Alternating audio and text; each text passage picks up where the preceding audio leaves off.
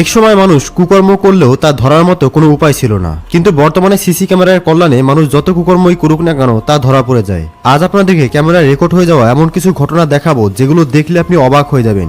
আপনি বিশ্বাসই করতে পারবেন না যে এটা কিভাবে সম্ভব। এই ভিডিওর শেষের দিকে আমি আপনাদেরকে এমন একটি ঘটনা দেখাবো যেখানে জঙ্গলে গিয়ে মেয়েটির সাথে এমন কিছু করেছিল যা আপনি স্বপ্নেও ভাবেননি। ভিডিওটি খুবই ইন্টারেস্টিং হতে চলেছে। সবকিছু জানতে ভিডিওটি না টেনে শেষ পর্যন্ত দেখতে থাকুন। তো চলুন শুরু করা যাক। এই ভিডিওটি দেখার পর আপনি ট্রেনে অথবা বাসে ওঠার আগে অন্তত 10 বার চিন্তা করবেন।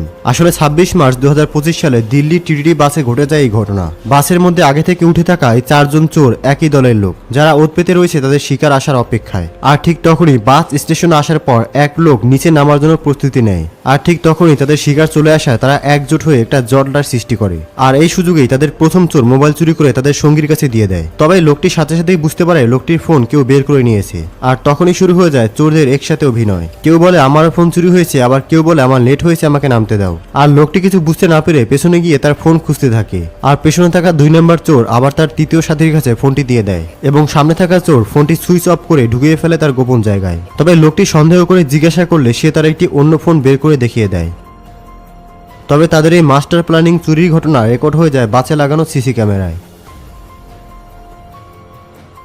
আপনারা যারা বাড়ির সামনে এমন গ্রিল অথবা মেন গেটে তালা লাগিয়ে নিশ্চিন্তে ঘুমিয়ে থাকেন, এই ভিডিওটি তাদের জন্য। কারণ এই ভিডিওটি দেখার পর রাতের ঘুম একেবারে হারাম হয়ে যাবে আপনার।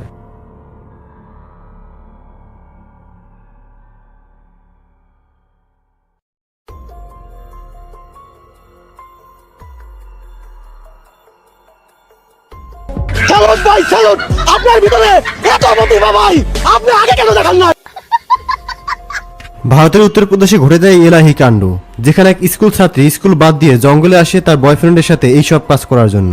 এবং যখনই পাবলিক দেখে ফেলে যে তারা জঙ্গলে বসে এইসব কাজ করছিল, তখনই সকলে মিলে তাদেরকে ধরে। কিন্তু জানলে অবাক হয়ে যাবেন, এই মেয়েটিকে যখন জিজ্ঞাসা করা হয় যে তুমি স্কুল বাদ দিয়ে এই সমস্ত কাজ করছো, এখন যদি তোমাকে পুলিশে দিয়ে দেই বা তোমার বাপ মার কাছে বিচার দিই তখন কি হবে? তখন মেয়েটি বলে আমার বাবা মা সবকিছুই জানে, আর পুলিশের ভয় আমাকে দেখাচ্ছেন। আপনি বলুন পুলিশকে, দেখি পুলিশ বা আমার বাবা মা আমাকে কি করে।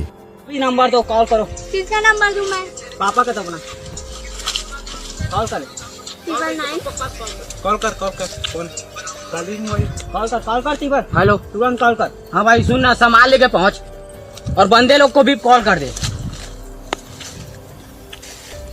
अरे लड़के लोग घुस गए हैं, बंदे लोग को कॉल कर दे।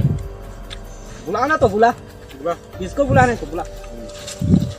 कॉल ठीक कर है, दे। मैं नंबर दे रहा हूँ, कॉल करो तुम लोग। तू बेबी पहले जा, तू बाहर निकल, मैं अकेला हूँ भाई लोग के। তো দেখলেন তো, মেয়েটির বাবা মা সবকিছু জানার পরেও মেয়েটি একটুও ভয় পাচ্ছে না। তো এই মেয়েটিকে অথবা এই মেয়েটির বাবা মাকে আপনি কি বলতে চান তা অবশ্যই কমেন্টসে লিখে জানাবেন। হংকংয়ের একটি রাস্তায় দাঁড়িয়ে এই মেয়েটি ছবি তুলছিল। ঠিক তখনই তাদের পেছনে খুবই অদ্ভুত একটি ছেলে হাঁটছিল। কারণ হঠাৎ করেই ছেলেটির হাত থেকে নীল রঙের অদ্ভুত আলো বের হতে শুরু করে। কিন্তু হঠাৎ মেয়েটির দিকে তাকিয়ে সে যখন বুঝতে পারে তার ভিডিও করা হচ্ছে, তখন সে দৌড়ে সেখান থেকে পালিয়ে যায়। এরপর ভিডিও ধারণ করা লোকটিও তার পিছনে দৌড়াতে শুরু করে। কিন্তু হঠাৎ করেই দৌড়াতে দৌড়াতে লোকটি কোথায় যেন গায়েব হয়ে যায়। এর কিছুক্ষণ পর আবারও একটি বিল্ডিং এর উপরে সেই নীল আলোর অদ্ভুত লোকটিকে দেখা যায়। তারপর সেখান থেকেও সে গায়েব হয়ে যায়। হঠাৎ করে ঘোড়াকে পানির উপরে এইভাবে দৌড়াতে দেখলে যে কেউ অবাক হয়ে যাবে। আর আপনি যদি ভেবে থাকেন এখানে পানি কম থাকায় ঘোড়াটি এই পানির উপর দিয়ে দৌড়াতে পারছে, তাহলে ভালোভাবে লক্ষ্য করে দেখুন, পাশেই একটি স্পিড বোট চলছে আর সেখান থেকেই ভিডিও করা হচ্ছিল। তাই বুঝতেই পারছেন, যেখানে একটি স্পিড বোট চলতে পারে সেখানে পানির পরিমাণ কম হবে না। তাই এটি আসলেই রহস্যময়। বন্ধুরা, এখন যে ক্লিপটা আপনাদেরকে দেখাবো, এটা নেদারল্যান্ডের একটি রেলওয়ে স্টেশনের ঘটনা, যেখানে আপনি দেখতে পাচ্ছেন যে এই লোকটি কিভাবে রেলওয়ে ক্রসিং ব্যারিয়ারকে উপেক্ষা করেই চলে যাচ্ছিল। তার হাতে হয়তো সময় কম ছিল। লোকটি সেফটি ব্যারিয়ার পার করে শুধুমাত্র একটি ট্রেনকে পার হতে দেখেছিল। সে জানতোই না যে তার সামনে আরো একটি ট্রেন রয়েছে।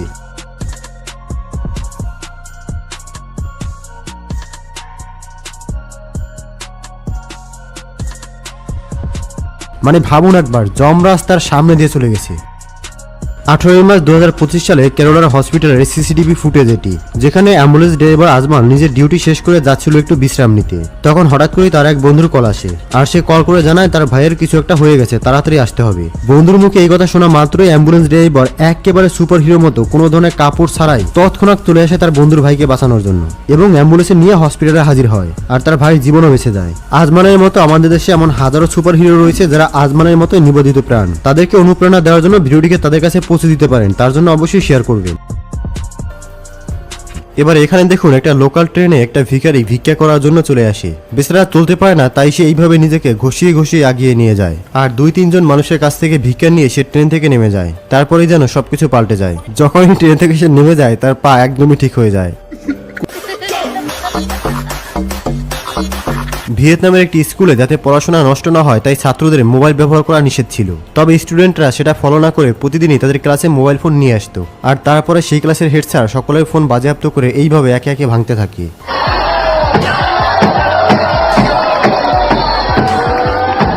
তবে হেড স্যার কতটা ঠিক কাজ করেছে আপনার মতামত কমেন্টসে জানাবেন। এই ভিডিওটি ইন্টারনেটে অনেক ভাইরাল হয়েছে। এখানে দেখা যাচ্ছে একটি ছেলে নিজের বেডে শুয়ে আছে আর তার মোবাইল ইউজ করছে। ঠিক তখনই রুমের মাঝে থাকা একটি টেবিল অটোমেটিক পড়ে যায়। এরপর রুমে থাকা এই টেবিলের ড্রয়ার অটোমেটিক খুলে যায় এবং সমস্ত জিনিসপত্র একা একাই নিচে পড়তে থাকে। তারপর নিচে পড়ে যাওয়া জিনিসপত্রগুলো অটোমেটিক এদিক সেদিক ঘোরাঘুরি করতে থাকে। প্রথম দেখায় ভিডিওটি দেখে আপনার মনে হবে এই রুমে হয়তো ভূত বা আত্মার বসবাস। তবে আমি আপনাদেরকে বলবো এই ভিডিও নিয়ে এত বেশি চিন্তা করার কিছু নেই, কারণ এটি কি নর্মাল ভিডিও। মূলত এটা কোনো বাড়ির রুমের ভিডিও নয়, আসলে এটি হচ্ছে একটি জাহাজের ভেতরে থাকা রুমের ভিডিও। এখন হয়তো আপনি সম্পূর্ণ বিষয়টি বুঝতে পারছেন।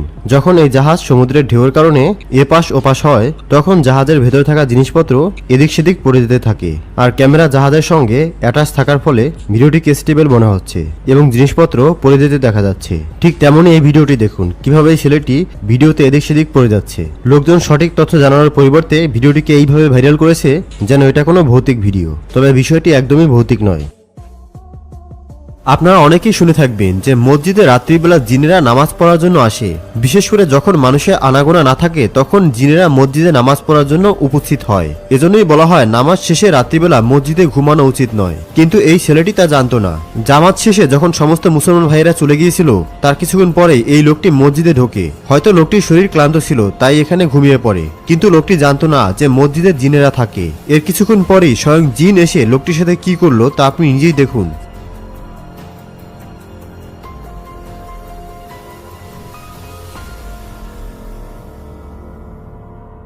হয়তো জিন জাতিরা এখানে নামাজ পড়ছিল আর এই লোকটি না বুঝতে পেরে সেই জিনকে ধাক্কা দিয়ে হয়তো এখানে ঘুমাতে গিয়েছিল। তারপর জিন রেগে গিয়ে এই লোকটিকে এইভাবে মারধর করে। এজন্য সকলকে বলছি মুসলমান ভাইয়েরা রাতে কখনো মসজিদে গিয়ে এইভাবে ঘুমাতে যাবেন না। ঘুমালে আপনার সাথেও বিপদ হতে পারে, এবং যদি খুব জরুরি মসজিদে গিয়ে ঘুমাতেই হয় তাহলে অবশ্যই 3 থেকে 4 সারি সেরে দিয়ে পিছনে গিয়ে ঘুমাবেন। মসজিদের প্রথমের দিকে আপনি কখনোই ঘুমাবেন না, কারণ প্রথম সারিতে জিন জাতিরা নামাজের জন্য যায়। এই ভিডিওতে দেখা যায় একটি বাড়ির পাশে একটি হাতি এসে প্রথমে ময়লার ঝুড়িতে খাবার খোঁজে। এরপর সে ঝুড়ির পাশে পড়ে থাকা 2টি ক্যানের ময়লা বোতল তুলে ঝুড়ির মধ্যে ফেলে দিয়ে সেখান থেকে নিরিবিলি চলে যায়।